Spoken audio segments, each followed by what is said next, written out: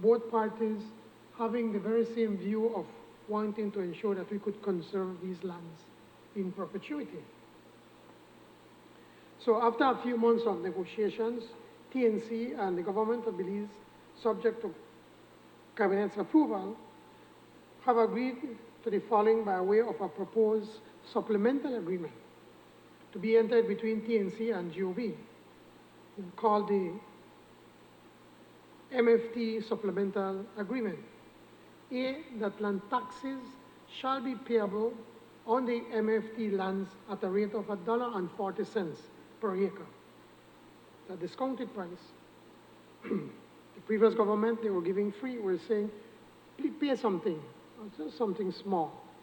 This will yield at approximately $364,000 per annum, or $18,200,000 over a period of 50 years, which, as I said, would have otherwise been foregone by the past U.D.P administration. On B, any excess carbon credits offset sale proceeds on the existing carbon sequestered over and above the $54.5 million being US, being 50% of the acquisition cost, interest and expenses, or roughly $38.5 million US.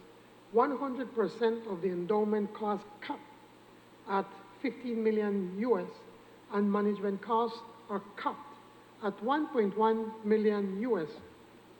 Remember what the WAP we got with the settlement from BTL when they say all of that going to untrust, and then all of that money was taken out because of expenses, where we ensure that there was going to be a cap. All of that money will be spent in Belize as exclusively determined by the government of Belize.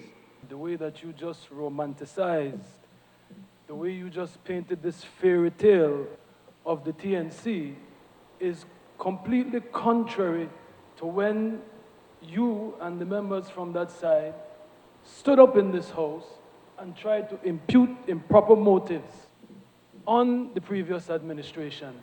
You tried to scandalize the TNC deal and say that we were giving away money we were doing right before elections so that we could finance our elections.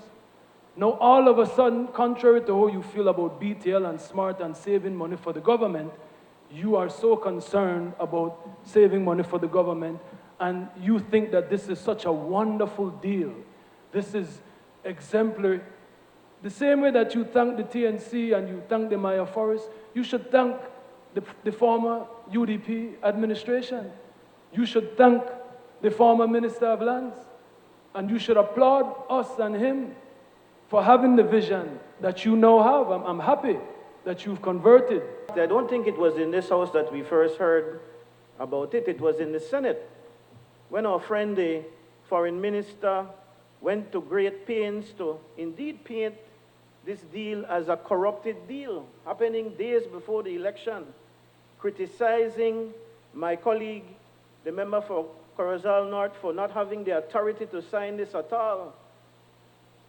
My friend, the leader of the opposition, is absolutely right. We watched all of that play out. And it's just, Madam Speaker, a symbol of what they've done on multiple occasions. Carbon credits is one thing, but land tax is another thing.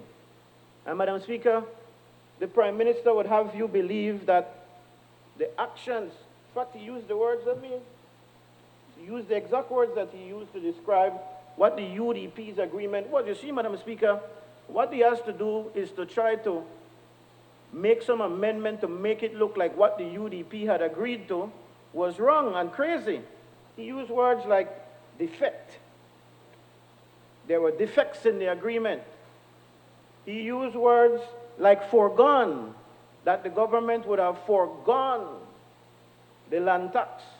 Well, Madam Speaker, we don't see it that way at all. And the government was terribly premature, but again, it was in their zealousness to be right and to try to prove the government at the time to be wrong. They criticized foregoing the taxes, as he puts it,